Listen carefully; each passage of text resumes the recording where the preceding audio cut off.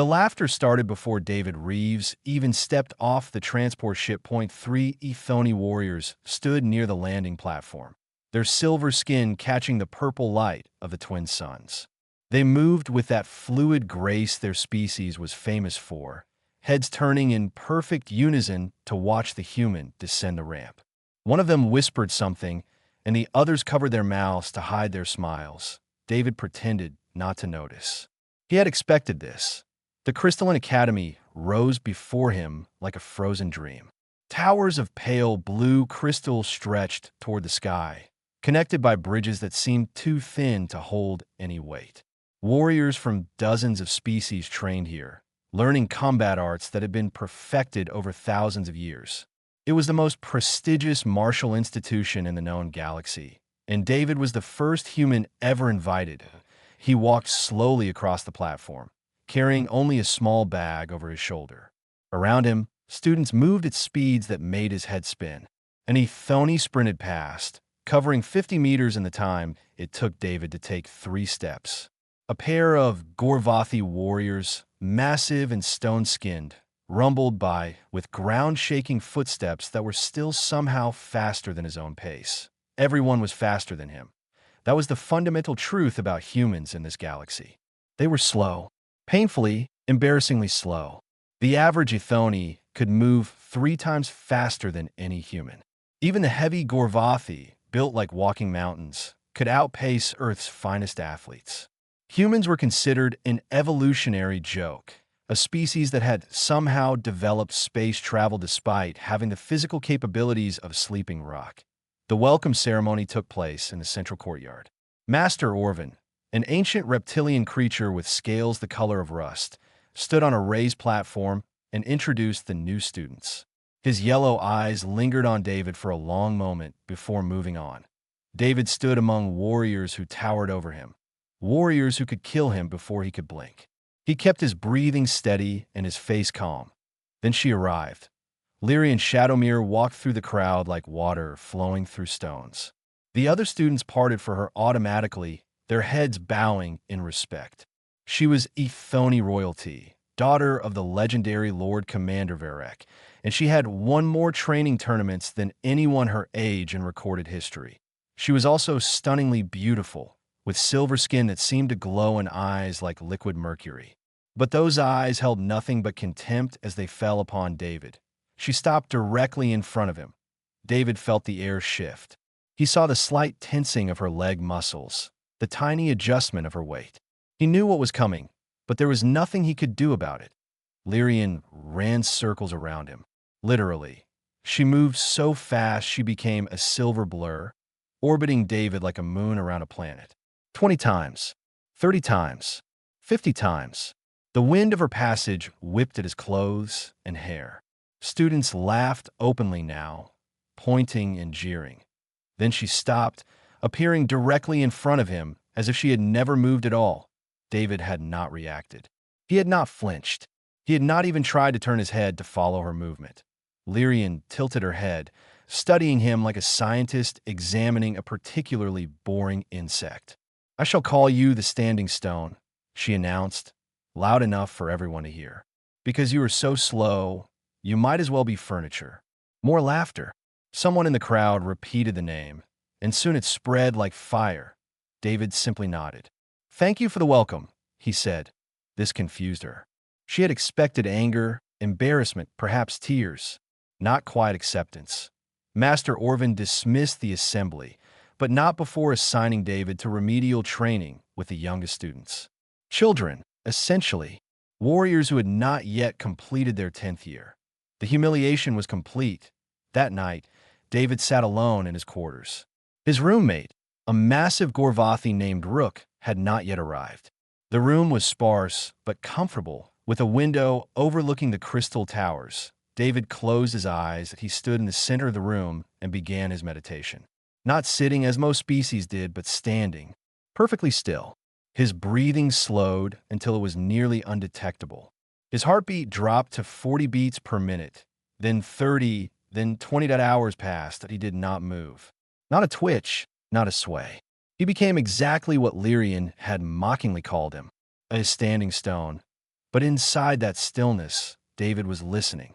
He heard the whisper of wind through the crystal walls. He heard the distant footsteps of students walking through hallways 3 floors below. He heard the electrical hum of the lighting system and the subtle vibration of the heating units. He heard everything. This was what they did not understand. This was what no species in the galaxy understood about humans. They looked at human slowness and saw weakness. They saw a species that could not run, could not react, could not compete. They never asked why humans had survived on Earth. They never asked how a slow, soft, clawless species had risen to dominate a planet filled with predators that could tear them apart. The answer was not speed. The answer was something else entirely. David opened his eyes as the first light of dawn touched the crystal towers. He had not slept. He had not needed to. Somewhere in the academy, Lyrian Shadowmere was probably dreaming of her next opportunity to humiliate him. She had no idea what was coming. David smiled softly and began his stretching routine. Let them laugh. Let them mock. The standing stone would teach them something they had never learned. Phoenix had been watching the human for 3 weeks now. The young Ethone was only 14, barely old enough to begin serious training at the academy. He was small for his age, considered slow by Ethone standards, which meant he was still twice as fast as any human alive. His cousin Lyrian often reminded him of this, usually right before she demonstrated some technique that made him feel clumsy and inadequate, but the human fascinated him. Every evening, after the regular training sessions ended, David Reeves would go to a small meditation chamber in the eastern wing. It was a forgotten room that nobody used, dusty and dark. Phoenix had followed him there one night out of curiosity. What he saw made no sense. David stood in the center of the room with all the lights turned off. He did not move. He did not practice fighting stances or combat techniques. He just stood there in the blackness, hour after hour, as still as death. Phoenix did not understand. Meanwhile, the mockery continued. Lyrian had made a game of attacking David without warning, appearing from nowhere to strike at his head or his ribs. She never hit him hard enough to injure, but hard enough to sting. Hard enough to remind everyone that he could not defend himself. David never complained. He never fought back. He simply accepted each blow with that same calm expression that drove Lyrian crazy. Today, Phoenix decided to do something different. Instead of just watching from the shadows, he followed David to the Academy archives. The archives were kept by Archkeeper Morith, an insectoid creature so old that nobody remembered when he had started working here. His body was thin and skeletal, with too many joints in his arms and legs. His eyes were clusters of black jewels that reflected no light. Phoenix hid behind a shelf of ancient scrolls and listened. David was asking about something called Mushin. Morith's voice was dry and papery. This is a human concept, yes? Mind without mind. I have some records. Very old. From the early contact period when your species first entered the galactic community. David nodded. I would appreciate anything you can find. Morith tilted his head at an angle that should have been impossible. You are the standing stone, the slow one. Why do you research warrior philosophy when you cannot fight? David smiled. Because fighting is not always about moving fast. The Archkeeper made a sound that might have been laughter. Interesting. Very interesting. I will find these records for you. Phoenix followed David out of the archives, keeping his distance. His curiosity was burning now. He needed to understand. That night, he worked up the courage to approach the human directly. David was sitting outside his quarters, watching the moons rise over the crystal towers. His roommate, Rook, sat nearby, the massive Gorvathi warrior cleaning his ceremonial axe with careful attention. Phoenix stepped out of the shadows. I have been watching you, he said. David did not seem surprised. I know. You followed me to the archives today. Phoenix felt his face flush with embarrassment. How did you know? I was careful. You were quiet, David agreed. But you breathe faster when you are nervous. And your heartbeat sounds different from the older Ethone. Younger, quicker. Rook rumbled something in his deep voice. The human hears everything. It is strange. Phoenix sat down without being invited, his curiosity overwhelming his manners. What are you doing? With the standing in the dark? With the old human records? None of it makes sense. David looked at him for a long moment, as if deciding whether to answer. Then he spoke. Where I come from, humans were not the fastest creatures. We were not the strongest. We had no claws, no fangs, no armor. Our ancestors survived by learning to wait, to watch, to understand their prey and their predators better than those creatures understood themselves. Phoenix shook his head. But waiting does not win fights. Does it not? David smiled. Your cousin attacks me every day. She is fast beyond anything I can match. But she always attacks from my left side. Always aims for my ribs first, then my head. Always takes 2 steps before she strikes. Phoenix blinked. He had never noticed these patterns. I cannot move fast enough to block her, David continued. But I do not need to. I only need to know where she will be. Rook made a low sound of understanding. Anticipation. David nodded. On Earth, we have warriors who trained for centuries in the art of stillness. They learned to feel the world with senses that fast creatures never develop. They learned to read the tiny movements that come before action, the tension of muscles, the shift of weight, the change in breathing. Phoenix felt something shift in his understanding. You are not learning to move faster. No. I am learning to move less, to be exactly where I need to be at exactly the right moment. Before Phoenix could respond, a messenger appeared at the doorway. The Academy had approved a public sparring match. Lyrian Shadowmere versus David Reeves. Tomorrow afternoon. The entire Academy was invited to watch. David read the message with no change in his expression. Phoenix felt sick. She will destroy you. This is her way of finishing the humiliation. David stood up and stretched slowly. I made one request for the match. They have approved it. What request? David smiled that strange, calm smile. I asked to be blindfolded. Rook made a choking sound. Phoenix stared with his mouth open. This human was insane. He was going to fight the fastest student in the academy while blind. It would not be a match. It would be an execution. But David simply walked into his quarters and closed the door. Phoenix stood there in the darkness, try to understand what he had just heard. Tomorrow, everyone would see the standing stone fall. Would they not? The grand training arena had never been this full. Students packed every level of the circular stadium, sitting on crystal benches that rose up toward the purple sky. Instructors stood along the walls with their arms crossed, pretending they were only here out of professional interest. Even the kitchen staff had abandoned their duties to watch. Everyone wanted to see the standing stone finally break. Lyrian Shadowmere stood in the center of the arena floor, her practice bow in hand. 12 training arrows rested in a quiver at her hip. The arrows were not deadly, but they would leave bruises that lasted for weeks. She had used them many times before, and she had never missed a target. The rules were simple. She would fire all 12 arrows at the human from any position she chose, moving at any speed she wished. The human had to survive for 60 seconds without being hit. If even one arrow touched him, she woned that it was not a fair contest. Everyone knew this. But that was the point. David Reeves walked onto the arena floor, and the crowd fell into mocking whispers. He wore simple training clothes, loose and comfortable. His feet were bare against the smooth stone. His hands hung empty at his sides, and across his eyes, he wore a thick black blindfold.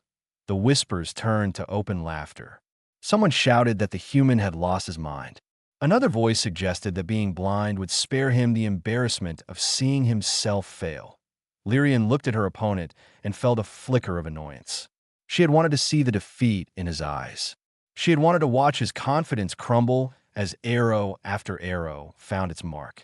But the blindfold robbed her of this pleasure in no matter. The humiliation would still be complete. Master Orvin raised one ancient hand. The arena fell silent. The match begins now. Lyrian moved. She became a silver streak, circling the arena at full speed. The wind of her passage made the spectators shield their eyes. She drew her first arrow, aimed at the human's chest, and released it while running at a velocity that should have made aiming impossible. David stepped to the left. The arrow passed through the space where his chest had been a heartbeat earlier. The arena went quiet. Lyrian did not pause to wonder what had happened. She was already firing her second arrow, this time from behind him, aimed at his lower back. David turned his body slightly, and the arrow flew past his hip. Third arrow. Fourth. Fifth. Each time, Lyrian changed her position, changed her angle, changed her speed. She fired from above, from below, from every direction she could imagine. She moved faster than the eye could follow, her form becoming a blur of silver light. David moved like a man taking a casual walk. His dodges were small, economical. He stepped an inch to the side. He tilted his head. He shifted his weight from one foot to the other. He never hurried. He never panicked. He never made a movement larger than absolutely necessary. And every arrow missed. The crowd had stopped breathing. Students who had been laughing moments ago now stared with their mouths open. Instructors leaned forward, their expressions changing from amusement to confusion to something approaching awe. Phoenix watched from the upper levels, his heart pounding. He understood now.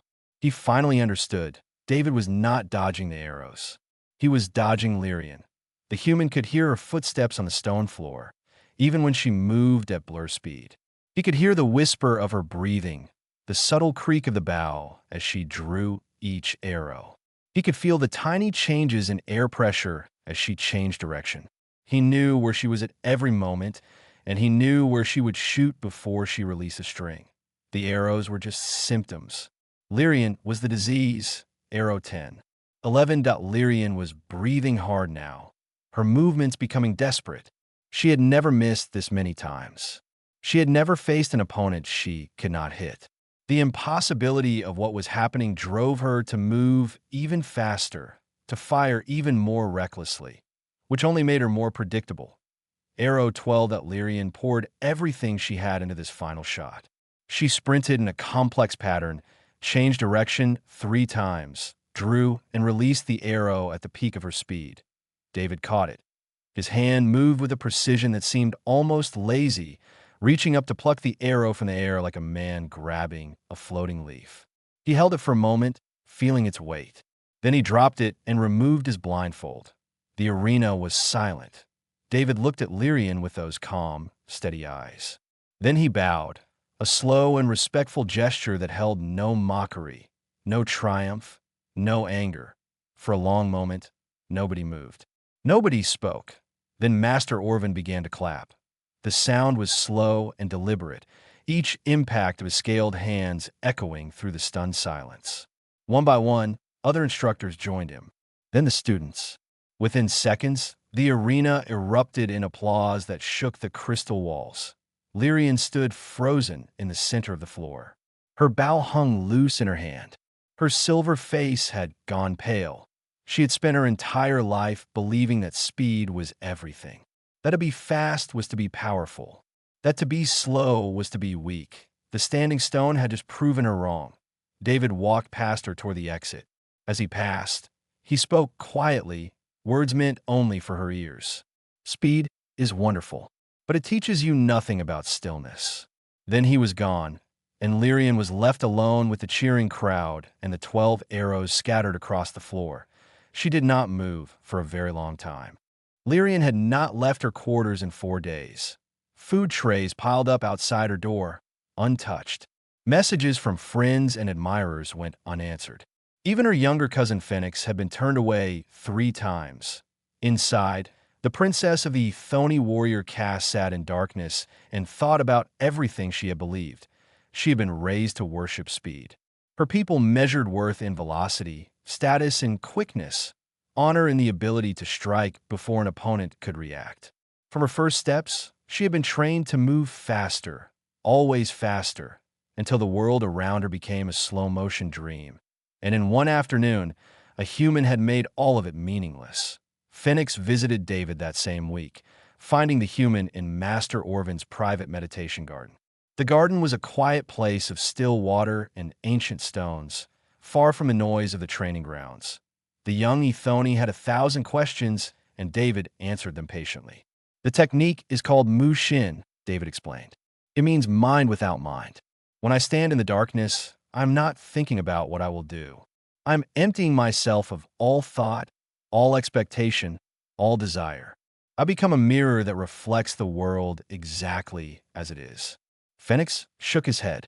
But how does that help you dodge arrows?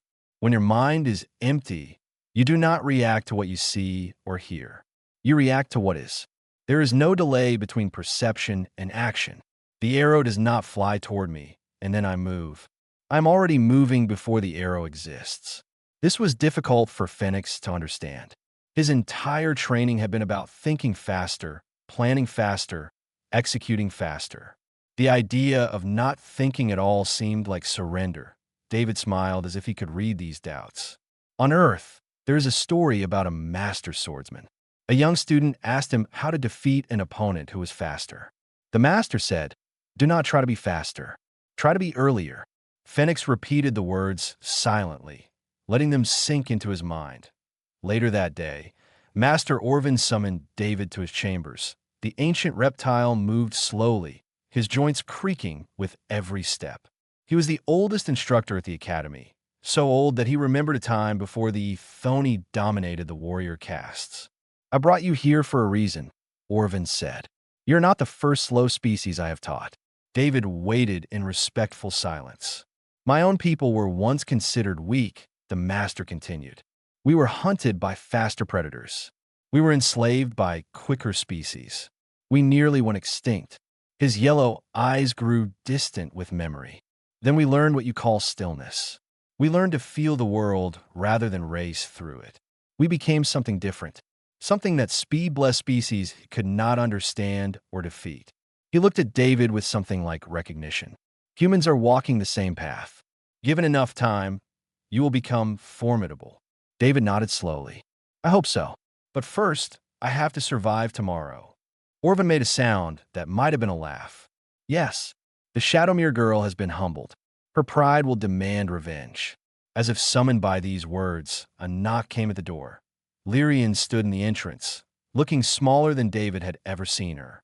Her silver skin was dull, and her mercury eyes were shadowed with exhaustion.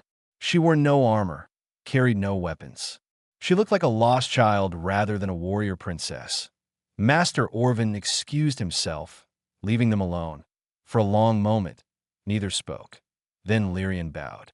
It was a deep bow, the kind reserved for acknowledging a superior. Coming from Ithoni royalty, it was almost unthinkable. "Teach me," she said. David studied her face, looking for mockery or tricks. He found only desperate sincerity. "You want to learn stillness. I want to understand how you did what you did. I want to understand how everything I know is wrong." David considered this for a long time. Then he nodded. "It will be the hardest thing you have ever done. Speed is a drug, and you are addicted to it. Breaking that addiction will feel like dying." Lyrian raised her head. "I have already died. In that arena, when the 12th arrow missed, the person I thought I was ceased to exist." David saw the truth of this in her eyes. She was not exaggerating. "Then we start tomorrow, 1 hour before dawn. Meet me in the Eastern Meditation Chamber. And prepare yourself." Lyrian nodded and turned to leave. At the door, she paused. "The things I said to you, the way I treated you, it was wrong. I am sorry."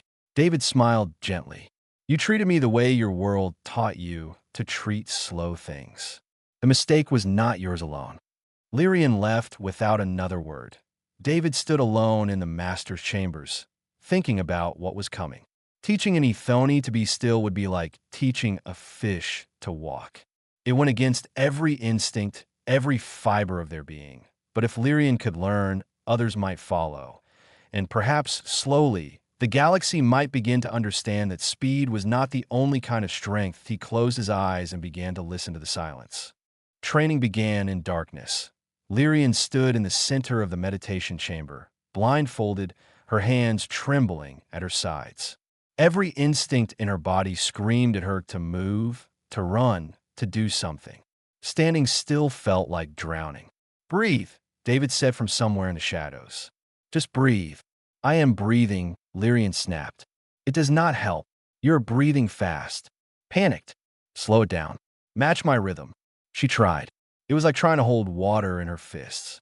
Her body wanted to accelerate, to burst into motion, to escape this terrible stillness point. 3 minutes passed. Then 5. Then Lyrian ripped off her blindfold and threw it across the room. This is impossible. My people are not built for this. David retrieved the blindfold calmly. Your people have never tried. That is not the same as being unable. They started again. Days turned into weeks. Slowly, painfully, Lyrian began to change. She learned to stand still for 30 seconds, then a minute, then 5. She learned to hear the subtle sounds of the academy that she had always drowned out with her own speed. She learned that the world was full of information she had been ignoring her entire life. That IT was the hardest thing she had ever done. Phoenix sometimes watched their training sessions, hidden in the shadows. He saw his proud cousin struggle and fail and struggle again.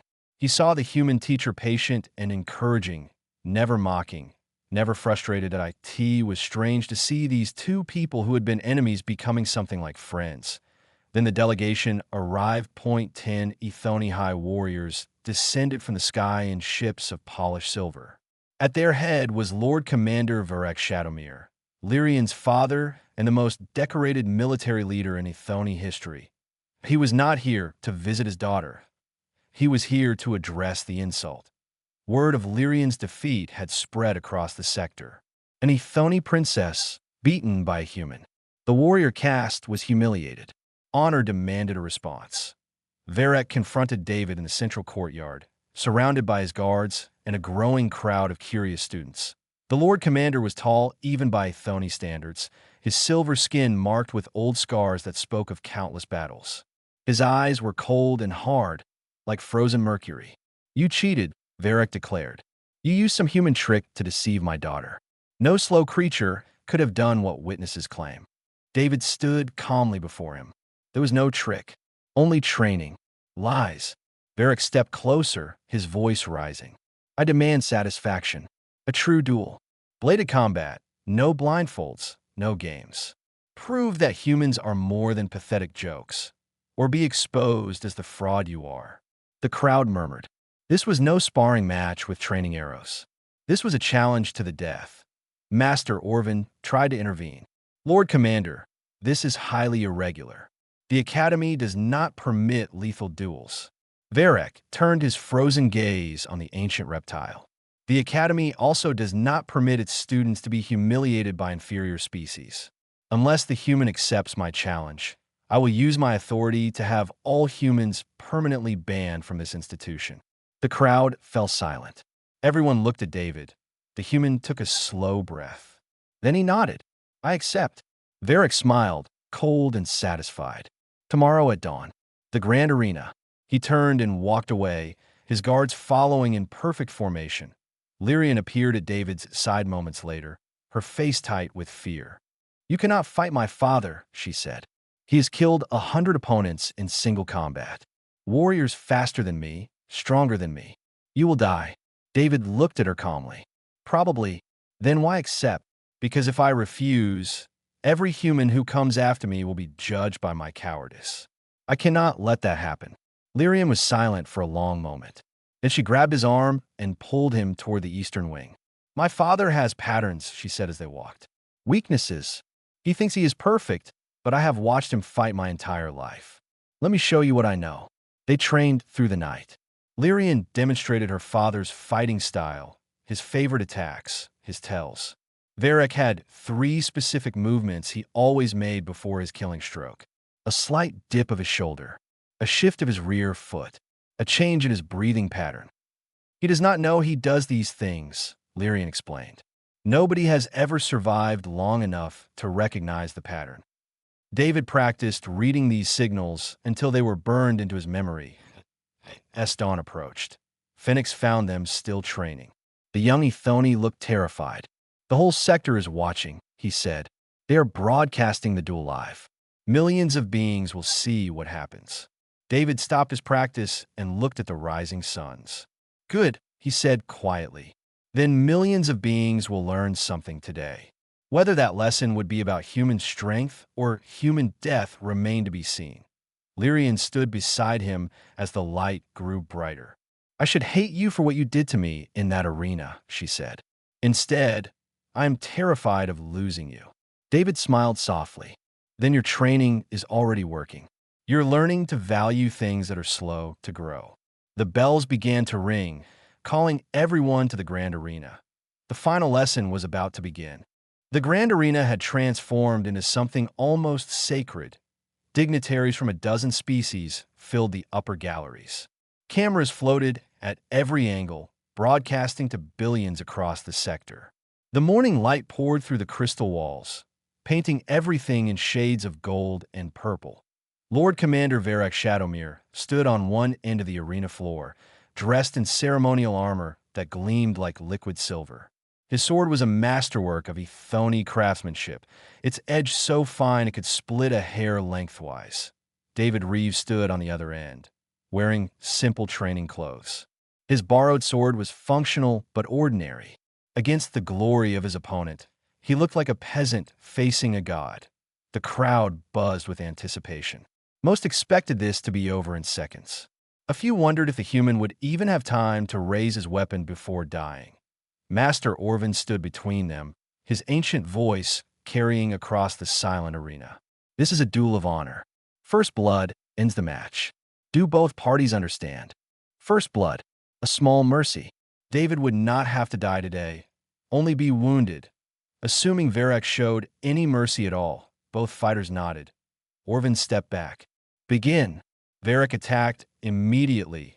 He moved at a speed that made his daughter look like a child taking her first steps. His sword became a singing line of silver light, striking from angles that should have been impossible. The crowd gasped at the sheer beauty of his violence. David did not try to block. He simply was not there. Each strike found empty air. Each killing blow missed by inches, by centimeters. David moved with that same economical grace he had shown against the arrows. Never fast, always precise. The crowd fell silent. Varek pressed harder, faster. His attacks became a continuous storm of silver, his feet barely touching the ground as he circled and struck and circled again. Sweat appeared on his silver skin. His breathing grew heavy. David continued to evade. Minutes passed. The duel that should have ended in seconds stretched on and on. Varek's movements became slightly ragged, his precision beginning to fade. He was not accustomed to sustained combat. His entire fighting style was built around ending things quickly. David spoke calmly as he dodged another flurry of strikes.